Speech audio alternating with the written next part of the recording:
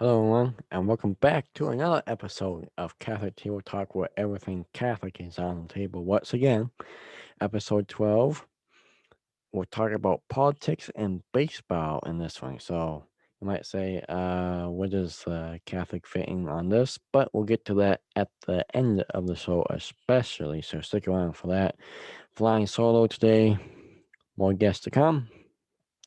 If you have a speaker request, a show request, anything, email me, message me, comment on in the comments. Thank you for your continued support on Facebook and YouTube. Facebook has really gotten off to a great start. We keep having more and more people watch it on Facebook and like the show, like the Facebook page. So thank you for that, because like I said, it's really taking off in this past couple weeks.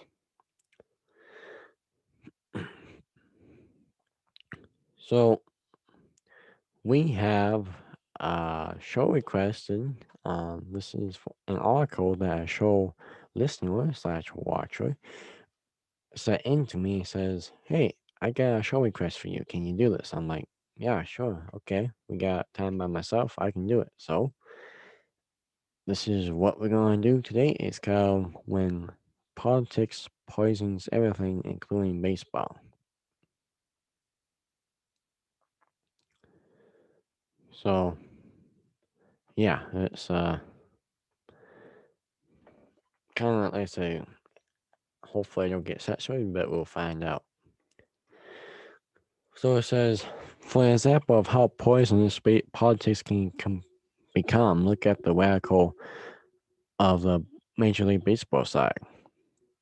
MLB Commissioner Rob Manfred pulled the annual All-Star game out of Atlanta, Georgia, due to the new Georgia law, that seeks, among other things, an ID to vote. Something long supported by huge majorities of Americans of all races, colors, and creeds. The common sense step of requiring voters to provide some form of ID. And this author really says, hey, look at MLB. They actually believe in IDs as well. He goes on, you actually need an ID to pick up your tickets or buy a beer at a baseball game. Okay? They always just let you in. For an example, this is a perfect example of it. If you go to pick up your tickets at the ballpark at the ticket window, try to tell the ticket person, that you forgot your ID. Are you gonna get your tickets? Probably not. So good luck in getting your tickets, because that you actually paid for, because MLB won't do it because you have your ID. And yet MLB requires file if a state asks for your ID before you vote. How does that make any sense? And saying MLB is moving the game to Denver, Colorado, where Georgia Governor Brian Kemp has absorbed with irony. Georgia, he says, has 17 days of in-person only voting, including 2 optional Sundays. Colorado only has 15, which is 2 less, if you're good at math, that is. They also have a full ID requirement as well. So it doesn't make a whole lot of sense to me that they moved from Georgia, who just got a new law about, they just got that into law about your ID, and Colorado, to move to Colorado, which they already have the ID law in, they already got it going already.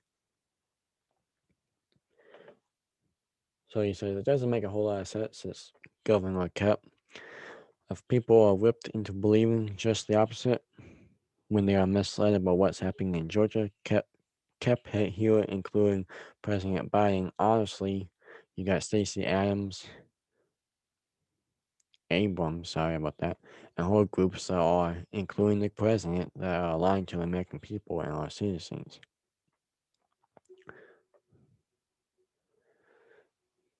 To assert that they are lying is a strong charge, especially as we are Catholics. We want to be charitable, avoiding, this is the author again, avoiding accusing people of bearing false witness if they are not, in fact, deliberately engaging in that. But no doubt, many people in this heated debate believe that they prefer to believe what they believe what they prefer to believe, casting the political opponents as sinister courtings of ill will. And this is pushing a narrative that sows discord, anger, and even hatred on this debate. How odd that Governor Kemp is the target of this too. Liberals verifying the governor's might want to recall that it was the same group of Republicans in Georgia that infiltrated Trump's supporters by not giving them what they want in terms of investigating the voting, um, not all the voting stuff that was happening about cheating and all that in the November presidential elections. The goodwill of I was the president, but Governor Kemp and friends should have earned some trust among progressives. It wasn't long-lived, though. As for the MLB commissioner, yeah, Rob Manfred, yeah, and listen to this reason. They said that this new law was racist, and for that reason, the commissioner Rob Manfred and the MLB yanked the All-Star game out of Atlanta, Georgia, which is arguably the most thriving USC for African Americans, and Atlanta is mostly African Americans. It's one of the most thriving cities for African Americans in the U.S. for just getting jobs in general. Really good communities, really a lot of them own businesses, really well run businesses down there, and all that. This boycott by MLB, whose headquarters is set up in, of course, New York City, where else, will cost African Americans in Georgia literally tens of millions of dollars. One estimate exceeds over 100 mil, which I think that's a lot of money, isn't it? If you're good at math again, that's 100 mil. That's quite a bit of money. It would be economically devastating for the African American communities in Atlanta. This action not only hurts African Americans economically, but also hurts them politically, precisely where the Georgia election law seeks to help.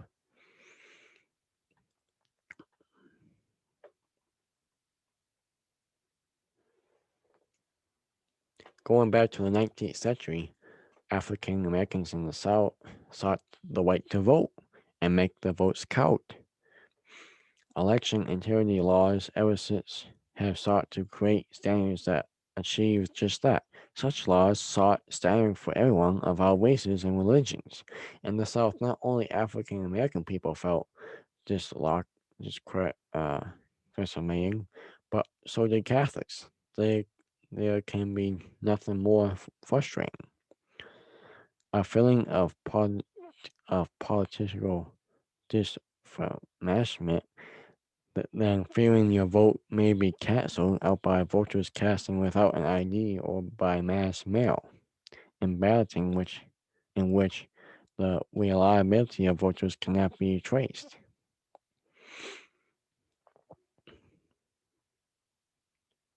Now we get down to Catholic Hewitt in just a little bit. As he continues, instantly, some believes that Georgia's new ID laws are too lax. For instance, according to Georgia's Secretary of State, absentee ballots can be cast without a photo ID. Voters can instead use a photocopy of blank statement, a utility bill, a paycheck stub, the last 4 digits of a social security number, or so other options. So, yeah, I mean, I don't know. Like I said, I agree with the author about the baseball game. or even, I mean, just any sports in general, that you have to have an ID to go watch a game, but you don't have to have an ID to vote. Now, why can't I have why do I have to have an ID to a game? Doesn't really make sense. But like I said, we'll get to the Catholic. Listen, this is Catholic. We'll get into it in just a little bit.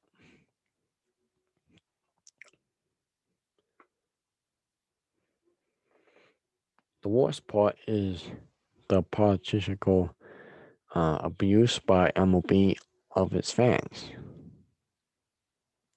holding on, holding us hostage to the personal politics of the commissioner.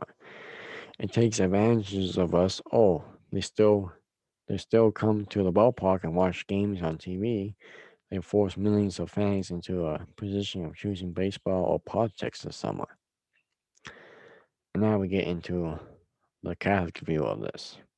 One might wonder if there's a Catholic message in this. Actually, the author says, I think there is.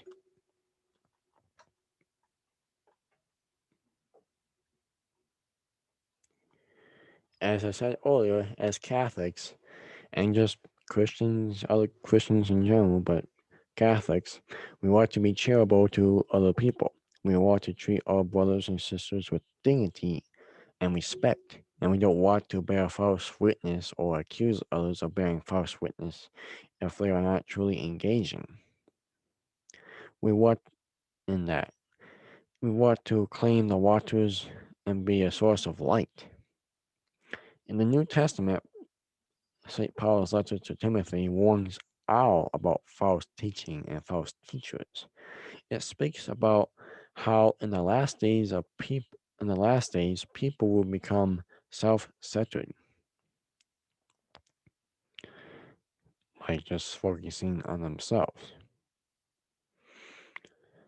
And he says one of the main examples he says they will hate what is good and always try to learn but never be able to reach a knowledgeable of the truth. After the 2020 election, we formally entered into a post-truth era in which people do not know what is truth anymore and where to go and what media to trust and where they can turn to for that trust.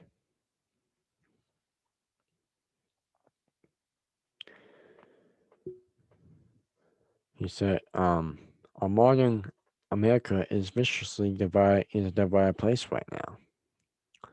People against one another over politics, um, and other things. There's a co- constant fomenting of discord and disorder that only the devil could enjoy. Politics and ideology are poisoning everything. The culture has become increasingly unbearable. He says a friend emailed me 2 years about this elections for a knitting group. Yes, for a knitting group. An activist woman in the group formed an anti-Trump faction called Threads of Resistance. They wanted to know which women when knitters were for or against them. Knitters of America Unite. That is a knitting club. That's the knitting group. Can you imagine what's next? Welcome to America National Pastime. Welcome to the political poisonous American's pastime.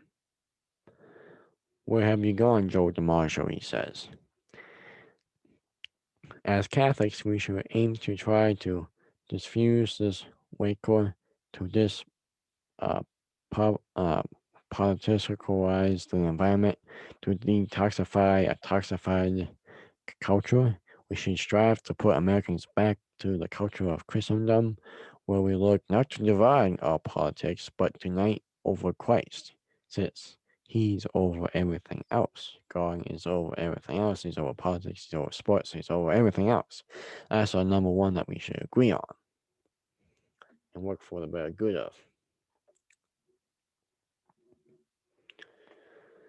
And that is the end of the article. So once again, just a short little clip of Catholics in there.